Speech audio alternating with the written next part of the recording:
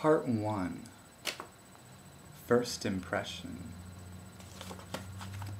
Devon Renald could feel Jim Lansing hiding his disgust for her in the taste of the burning black coffee he drank as she boasted of her sexual liberation, laughing and saying, "The last boy I fucked was scared to do it without a condom, so I asked him if he was gay," which she said with such nonchalance and queen-like judgment.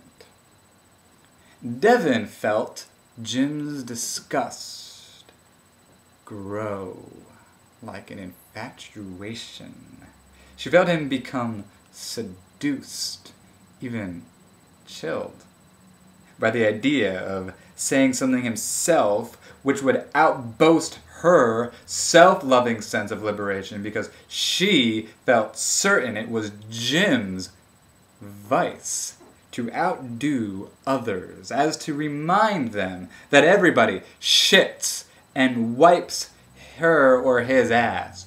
Oh, and she further felt certain that Jim thought this especially of women posing as immoral goddess queens, since Jim must have known that the only immortals knew how to keep their immortal natures secret. Devon, smiling, lit a cigarette. Her cell phone rang. "Oh, hold on, guys. My mother is ringing." She answered the cell phone. It was her mother. "Hi, Mother. How do you do today?" "That's good." "Yes, well, I'm going to need to keep the other apartment available, just in case I change my mind and don't like it here, so can you just write Nicole a check for another month?" "Thank you, Mother." "I adore you." "No, Mother. Wasn't seeing any man." "No, Mother." "How's Rick?" "Oh, no. Yesterday was his birthday?" "Why didn't you call me to remind me? Damn it." Oh, what did we buy him?" "I have to admit, Mom, I never appreciated you buying other people presents on my behalf. Until just now." "Well, I'm going to take some pictures at the beach, probably tonight. How about I give Rick one of those pictures as an extra?" And she spoke maybe an hour from time to time, eyed Jim, whom she knew was listening, but pretending not to. Jim was at Devon's apartment with Bobby Forbes, his best friend. Bobby was Devon's new friend. He'd met her recently at a cafe and struck conversation with her. He walked to her table and said, "Oh, you like reading Chuck Palahniuk too? I myself think his writing couldn't endure the test of time. And after his third novel, he lost his philosophical edge, don't you think?" Bobby admitted to Jim that it was because he lusted her that he approached her. However, he did not come to like her because he lusted her, but rather because she challenged his faith in Christianity, yet respected it almost with admiration. Thus, Bobby frequented Devon's apartment. Devon's apartment was filled with people, not just 4 or 5. Her apartment was like a party scene or a gala or something. There were maybe 26 people there that afternoon. It was her first day moved in. She was living in Carlsbad, in an apartment close to the beach. Her last apartment had been in Oceanside. However, she didn't think Oceanside would suffice because it lacked the Californian charm for her. It wasn't clean enough. It didn't glisten. Devon needed things to glisten. She believed things should be pristine. Her body, her mind, her soul her photography. Even her sex had to be pristine.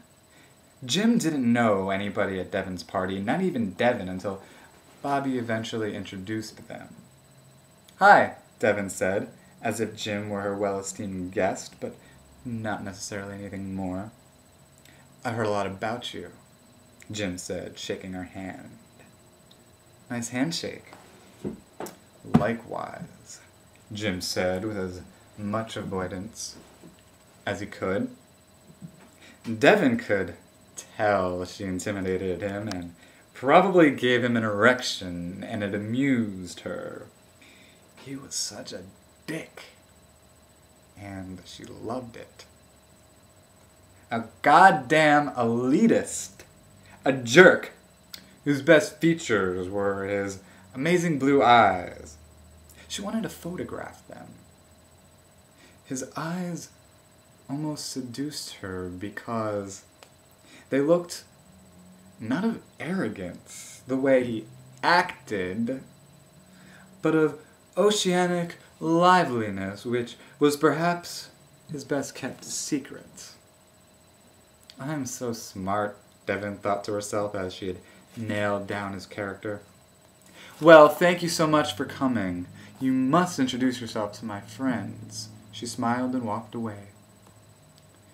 All the people at Devon's party looked to Jim like the snobbiest faces in San Diego County. He wondered if they all arrived in limousines. Their eyes, they were up in the sky, but not fixed on the heavens, the stars, and the angel spirits, or any such thing. Their eyes were just up. Jim didn't introduce himself to more than 2 or 3 people, and they bored him so much with their lack of character and even lack of reason to be there. He met a woman named Chanel who said she was a makeup artist. She knew Devon through Kevin. "That's so funny. Their names rhyme," Jim said, not knowing anything else to tell her, as she went on saying who knew who had been fucking who, and where she lived and he lived. "Why are they even here?" Jim asked Bobby quietly as they sat on Devon's black leather couch and ate cheese and crackers. "I don't know," Bobby said, smiling.